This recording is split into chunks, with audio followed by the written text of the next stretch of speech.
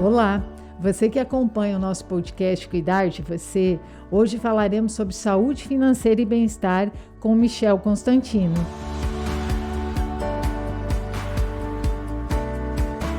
Olá, estamos aqui para mais um podcast Cuidar de Você da Unimed Campo Grande, hoje com o tema Saúde financeira é essencial para o bem-estar. E conosco para bater esse papo, Michel Constantino, administrador, cientista de dados e PhD em economia. Michel, tudo bem? Seja bem-vindo. Se esqueci ou se deixei de lado alguma informação, por favor, fala rapidamente para nós. Obrigado, Fabi. Obrigado pelo convite. É um prazer estar aqui com vocês falando desse assunto que eu gosto muito, né, que é no dia a dia. Não tem nada a complementar aí, não. Esse meu currículo é bem curto, mas é importante que a gente esteja aqui para discutir isso, que as pessoas querem saber um pouquinho mais, né, sobre como organizar financeiramente e também a questão da saúde realmente financeira, que isso impacta na saúde e no bem-estar das pessoas. Retomando aqui, né, o nosso podcast, ele fala sobre essa questão de bem-estar, da saúde, do cuidado, e bem você colocou aqui, né, eu desconheço alguém que durma tranquilo, com dívidas ou com problemas financeiros, né? Então, essa saúde financeira que você disse, que você percebe muito nitidamente, né? Até você estava comentando conosco que no seu programa de TV também você está recebendo através das suas redes sociais muita interação com perguntas e, enfim, esse assunto. Explica para nós o que você entende, como é que se dá essa saúde financeira, por favor. Fabi, primeiro também parabéns pela iniciativa da Unimed aí, isso é fundamental porque falar sobre dinheiro é um tabu no Brasil, né? Você falou em dinheiro é tabu, então quando a gente começa a falar isso e a gente fala lá na TV sobre isso, as pessoas começam a interagir, olha, mas como que eu faço, como que eu uso, mas eu estou devendo tanto, então essa é uma questão importante. E aí dentro disso a gente começa a avaliar e acompanhar as pessoas e empresas, a gente vê o seguinte, que há muita ansiedade sobre isso, né? As pessoas acabam não tendo muita informação sobre isso e acabam, fica muito ansioso com isso. E aí, quando tem dívida, é o que você falou, não dorme direito, né? Então, é nisso que a gente quer ajudar, né? A poder as pessoas ficarem mais tranquilas. Bom, e para isso tem só uma palavra, Fabi, é uma palavra bem simples, planejamento. Planejamento, E aí a outra palavra que vem dentro do planejamento é equilibrar as coisas, né? Equilibrar as coisas. E no final a gente vai falar um pouquinho mais sobre sonhos também, tá? Muito bacana isso. Quando você fala de planejamento, tem a ver com organização, e é bacana que você já disse, né? Esse é o caminho. Esse é o caminho. Afinal de contas, sem planejar, sem organizar, não vai para frente. Para eu ter o mínimo de planejamento de uma organização, tem algum investimento, tem alguma dica, alguma coisa para que a gente faça isso? São dois pontos importantes. A gente tem que descobrir o seu perfil de investimento, né? Qual que é o seu perfil? Você gosta de correr risco? E aí é fácil fazer um teste, Fabi. Por exemplo, tem pessoas que não fazem seguro do seu carro, da sua moto, por exemplo. Essa pessoa gosta de risco. E muito, né? Ainda mais no trânsito. Mas eu não tenho dinheiro. Mas peraí, você não tem dinheiro, você comprou o carro. Você já sabe que tem um custo, né, para você segurar. Então você... mas eu não gosto de colocar em seguro. Eu conheço muitas pessoas que não fazem seguro de carro. Aí as pessoas... Que ousadia, né? Gostam de correr o risco. Eu tenho parentes mesmo que não fazem. Que não fazem. Eles acham que não podem, não precisam e tudo mais. E correm o risco, né? Eu acho caro um seguro e tudo mais. A outra coisa era o perfil, né? Então... Você pode gostar de risco, outra pessoa conservadora. Bom, eu não quero ter risco nenhum, eu vou fazer o seguro do carro, eu vou procurar investimentos mais sólidos, né, ali, que não vai ter nenhum problema. O problema desses investimentos é que esses investimentos dão pouco rentabilidade. Né? E aí, às vezes, você deixa o dinheiro parado numa poupança, por exemplo, que é a nossa culturalmente conhecida caderneta de poupança, e nós estamos perdendo dinheiro, né? Então, essa é a primeira coisa. E aí, para você fazer isso, a gente primeiro tem que saber o seguinte, muita gente me pergunta no Instagram, eu quero fazer um investimento, aí eu pergunto, a pergunta que eu faço sempre assim, Fábio, você tem alguma dívida? Né? Ou seja, se eu tenho dívidas... Eu não posso fazer investimento, eu tenho que primeiro sanar essas dívidas, né? Então, uma pessoa me perguntou, eu achei bem interessante, ela me perguntou assim, olha, eu tenho aqui uma dívida, mas eu posso pegar um dinheiro emprestado, fazer um investimento para pagar a dívida. Eu falei, não. Você não pode fazer isso, né? Então, porque isso é meio que uma ilusão, não é? Das pessoas achar assim, eu pego um dinheiro, eu liquido aquilo, mas eu adquiri uma outra dívida. Perfeito, e aí o que acontece? em geral, ou 99% das vezes, o juro de uma dívida é sempre maior do que o juro de ganhar com o investimento. É verdade. Então é difícil você ter um juro maior no investimento que vai te dar um retorno que você ainda sobra dinheiro para pagar a dívida. Então, a primeira coisa é pagar a dívida, né? Então você tem que planejar, e aí o planejamento é bem simples, sabe? É papel mesmo, pegar um caderninho e anotar tudo que você gasta. Você sabe que eu tenho, eu tenho isso. Aquela planilhinha, tem muita gente que faz em Excel, não, a minha é no papel. Eu sei exatamente as minhas contas do mês, como fazer, e quando eu preciso fazer algo diferente, eu tenho naquela base o que eu posso gastar ou investir diferente, correto? Correto, é isso aí, né? Não tem problema, tem gente que gosta do aplicativo, tem gente que gosta do Excel, tem gente que usa o aplicativo do banco, tem gente que cria possibilidade, não tem problema. Eu falo sempre do caderninho, porque a maioria das pessoas às vezes tem dificuldade de mexer com isso. Então, anota tudo e vê. É fácil, né? Você está, de repente, onde você estiver parado, você está anotando, fazendo uma memória disso, isso. né? Ô, Michel, isso tem muito a ver com a regra, eu estou até olhando aqui no papel para não esquecer, a regra 50, 15, 35? Isso Você mesmo. explica um pouquinho dessa regra? Com certeza. Então, colocou as coisas no caderninho, agora é fazer a regrinha. Bom, por exemplo, a regra. As questões básicas. Você não pode gastar mais do que 50% do seu orçamento. Você já fez essa conta, Fabi? Você sabe que aprendendo e lendo sobre isso, hoje eu fiquei calculando e eu estou vendo que eu estou gastando mais do que eu devo. Então essa é uma das Não questões... estou endividada, felizmente, mas gasto mais do que esses 50, 35 aqui, né? Pois é, porque o que acontece? Se você gasta mais que 50%, você não está equilibrando o seu orçamento. Para fazer o seguinte, porque eu fiz uma pesquisa com vários analistas financeiros, esse pessoal que fala sobre finanças, né? Eles falam assim, corta o cafezinho. Isso é uma mentira. Isso é uma mentira. Qual que é a regra? Gaste certo. Então, isso é bacana, não é né? você economizar, é você gastar certo. Mas para gastar certo, você tem que organizar e fazer esses percentuais. Se regra básica, luz, água, telefone, aluguel, combustível, ali são os gastos básicos, certo? Deu mais de 50% do seu orçamento, você tem duas alternativas. Ou você consegue organizar esse orçamento, ou você vai ter que ganhar mais dinheiro. Não dá para fugir disso. Isso, porque poucas pessoas falam assim, mas eu ganho muito pouco, não consigo fazer investimento. Não, então você tem que aumentar a sua renda, não tem jeito, não tem como fugir disso. Então você vai ficar gastando e aí você não consegue o equilíbrio. Agora, o gastar certo, Fabi, é o mais importante. Segredo, né? Por quê? Porque as pessoas têm que gastar, não tem jeito. Sim. Agora, gaste certo, gaste com coisas realmente que você goste. Eu tenho dois casos bem interessantes para contar. Um caso assim, de uma pessoa que dois professores estavam discutindo sobre isso. Um professor falou assim, poxa, como é que você consegue todo ano viajar para a praia? Falando para outro professor. Aí ele falou, professor, eu organizo minhas finanças e já deixo na minha cartinha. O que é cartinha, Fabi? Aí a carta mesmo, um envelopinho, onde você vai colocando aquele dinheiro. Ele não colocava no banco, ele colocava no envelope aquele dinheiro mensalmente, para no final do ano levar a família para a praia.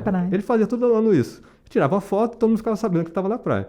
O outro professor falou assim, mas eu não consigo fazer isso. Ele falou assim, pega suas fotos aí. Você vai todo final de semana no boteco. Eu não faço isso. Ou seja, a sua balada te leva o dinheiro. Um gasto é para o boteco, o outro gasto é para a praia. Você faz as escolhas. Se essas escolhas são certas ou erradas, não sei. A questão é essa. Cada um faz a sua escolha. Aí você quer ir para a praia, então você organiza para fazer isso. Não dá para fazer duas coisas ao mesmo tempo. Por isso que é o equilíbrio. Isso é muito legal, né? Eu estava olhando aqui, por exemplo, 35% para o seu estilo de vida, né? É um percentual muito bom, não é? Por isso que a gente não fala para gastar, para cortar as coisas. Olha, investe no seu estilo de vida. Tem uma coisa bem interessante no equilíbrio financeiro, Fabi. É o seguinte, por exemplo, se você gosta de viajar, invista em viagem. Sim. Se você gosta de atender as pessoas na sua casa, eu gosto muito de fazer isso. Né? Eu gosto de fazer um churrasco, gosto de organizar, chamar minha família é libanesa, né? Então gosto de todo mundo junto ali, tudo mais, então vem todo mundo e tal. Então, eu gosto. Então, você gasta dinheiro com a sua casa, com sua área de lazer e chama as pessoas. Então, isso é saudável. Isso é bom. Então, mas você vai gastar dinheiro com isso. Com isso. E não deixa de fazer essa economia, né? Pois é.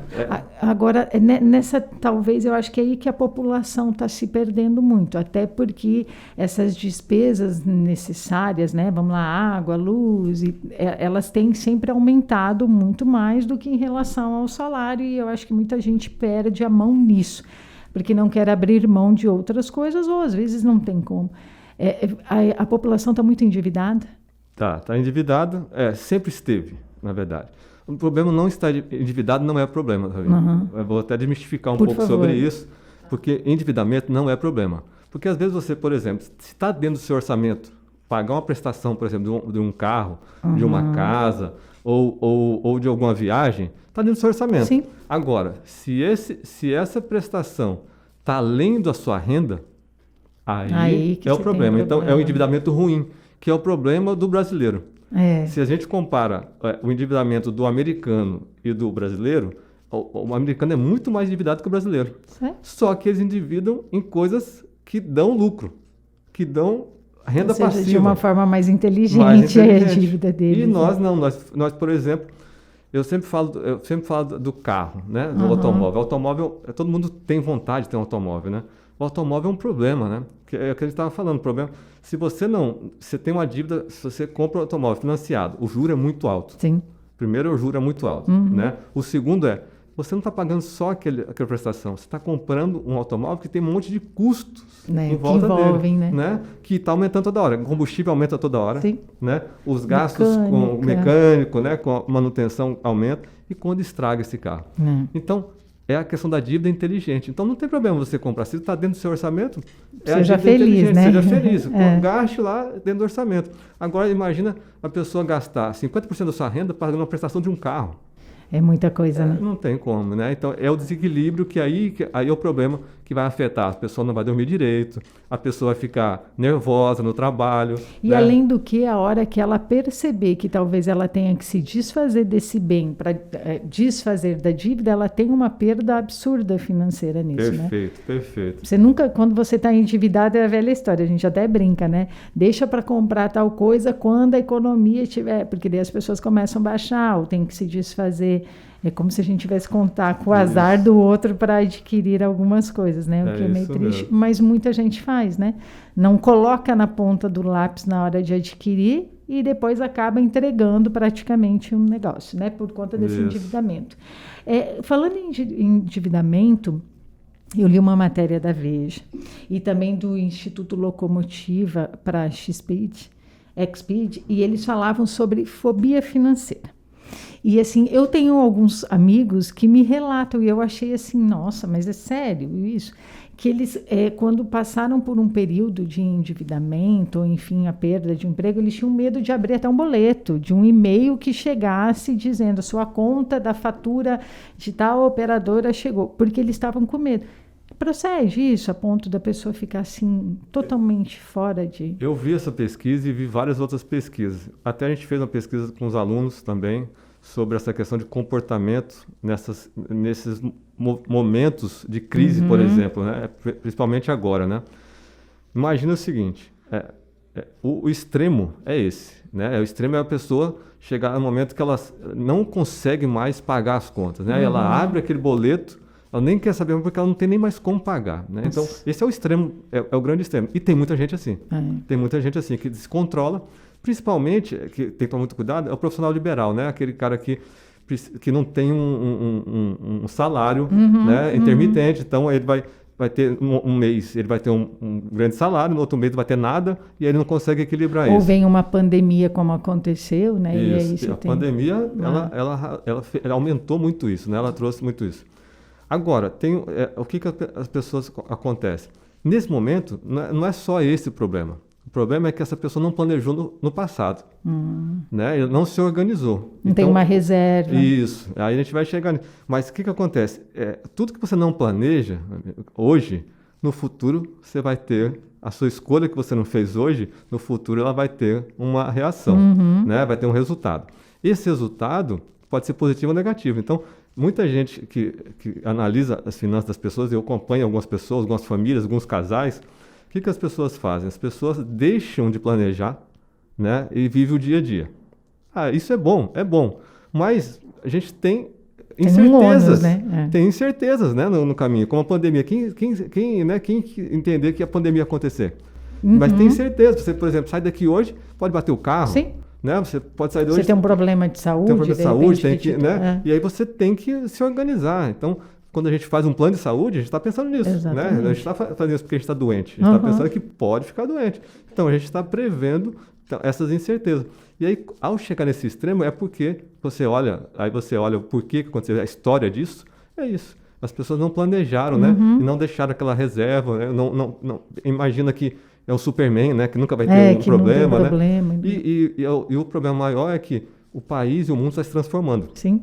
Nós estamos tendo uma transformação no aspecto trabalhista, né? Com a dinâmica digital está mudando um monte de coisa, né? Então, a gente está tendo, com a pandemia, aceleração desses processos digitais, que está mudando os perfis. Mais rápido do que se imaginava, né? Olha, nós estamos aqui fazendo um podcast, né? É outra questão aqui é importante. Agora, o que acontece? As pessoas não pensam nesse futuro, né? E aí vai chegar um momento que vai chegar no extremo. Isso vai acumulando e é difícil no Brasil, por quê? Porque os juros são muito altos. Tudo que você vai deixando, a bola de neve é muito rápida. Tá aí o bom cartão de crédito para fazer jus. É muito rápido.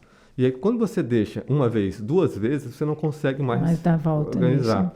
Eu vejo algumas pessoas me perguntando sobre isso, né? Falam, olha, agora é hora de freio, né? Aí é momento de guerra, né? Aí você tem que se organizar espiritualmente para aquele momento de guerra, para poder desorganizar isso. Por quê? Porque isso mexe com toda a saúde da família.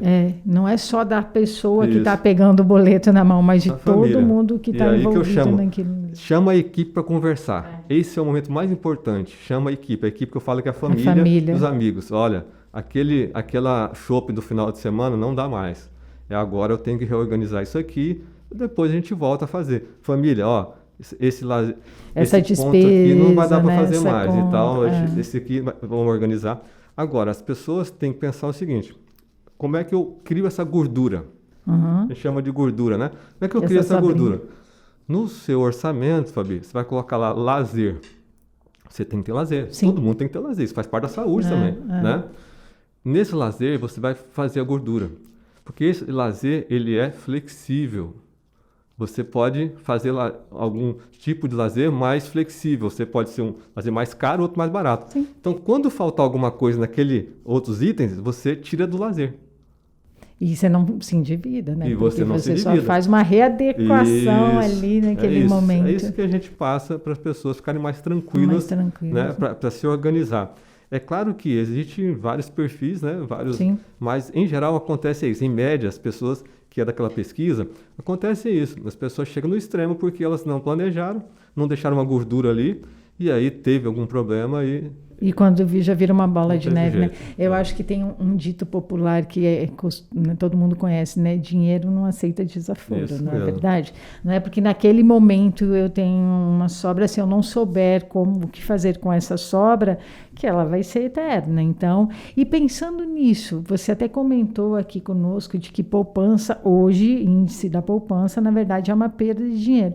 Existe, assim, algum investimento, algo que você queira dar uma dica para nós, para quem está nos ouvindo? Isso. Quem tem algum dinheiro sobrando, que está deixando na poupança, eu acredito que ninguém mais coloca dinheiro no colchão, né? Mas pode ser que coloquem. Mas como a gente tem inflação, né? Como os preços dos produtos vão aumentando mês a mês, né? Está alto, bem alto. Sim. Agora, está em 8%, né? A nossa inflação acumulada. Então, como está aumentando mês a mês, o que acontece?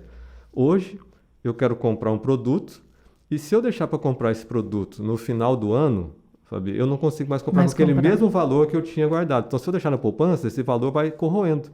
Então, no mínimo vamos lá, eu vou fazer bem simples, assim, no mínimo colocar num CDI. Tá. Né? Então, vai lá no banco mesmo, a gerente do banco, ou no seu aplicativo, e fala assim, eu quero colocar no CDI. E aí olha, por exemplo, para quando que você vai tirar aquele CDI. Você tem que escolher ali o período que você quer tirar. Então, por exemplo, daqui 6 meses eu quero tirar. Aí você já sabe até quanto você vai ganhar.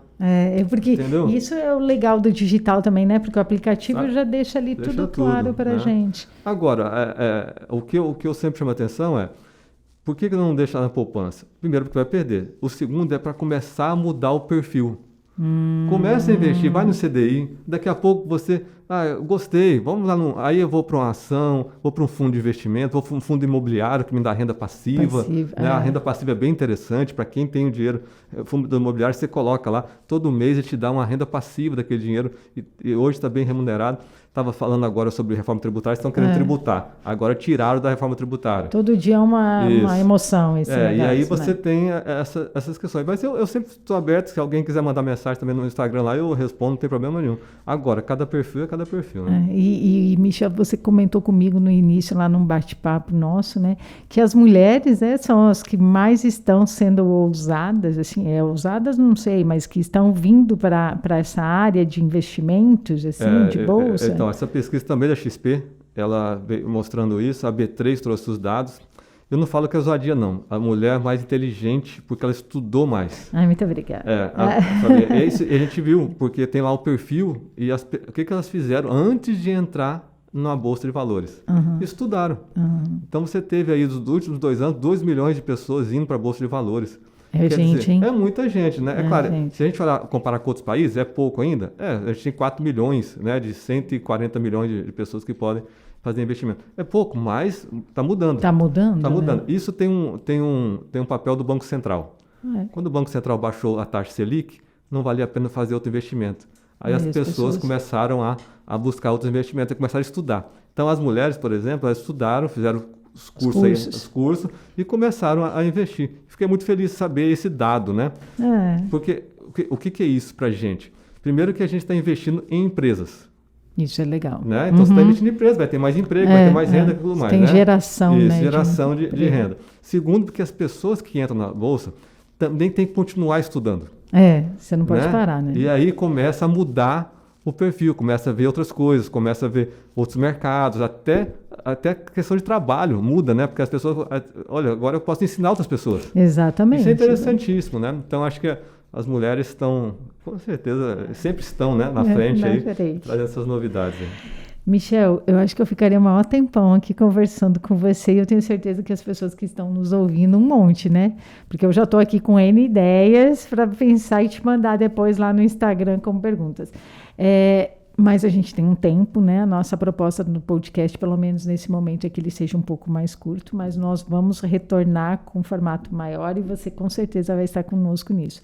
Mas eu quero que você deixe uma mensagem. O Michel, dentro de todo esse entendimento, o que você diz hoje para nós, para as pessoas em relação à saúde financeira?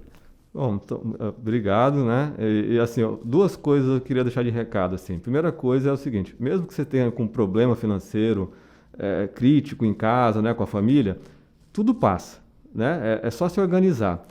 Organize, coloque lá, veja esses percentuais, se organize, conversa com a mulher, conversa com o esposo, com os filhos, se organize e você vai passar, isso sempre passa, né? Pense em aumentar a renda, né? Fazer algumas atividades que aumentam a renda, para quem está mais nesse momento, né? Com mais dívidas, né?